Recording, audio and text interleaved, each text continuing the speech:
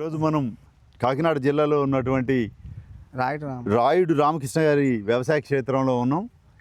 ఈ రైతు సలార్ 3441 అనే విత్తనాన్ని సాగు చేయడం జరిగింది. రైతు మాటల్లో ఈ విత్తనం యొక్క పెర్ఫార్మెన్స్ ఎలా ఉంది, నాణ్యతాపరమైనటువంటి పారామీటర్స్ని ఒకసారి కనుక్కుందాం. రామకృష్ణ గారు, ఈ మొక్కలు వేసి ఎన్ని రోజులు అవుతుందండి? 40 రోజులు అవుతుంది. 40 రోజులు అవుతుంది. మీరు కాయలు ఈ 40 రోజుల్లో ఎన్ని బ్రాంచెస్ బాగా వచ్చాయా? బాగుందండి, దిగుబడి కూడా బాగుంటుందండి అనుకుంటున్నాము.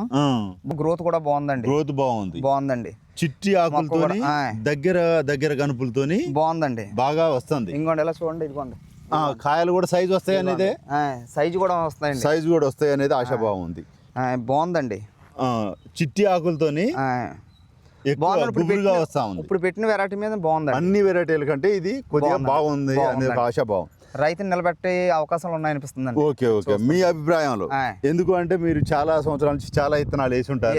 40 రోజుల్లో ఇటువంటి వెజిటేటివ్ గ్రోత్ కానీ ఇట్లా కాయలు కానీ కాయటం వేరే వాటిలో తక్కువగా ఉంది, ఇందులో ఎక్కువగా ఉంది. బాగుందండి. థ్యాంక్ యూ అండి.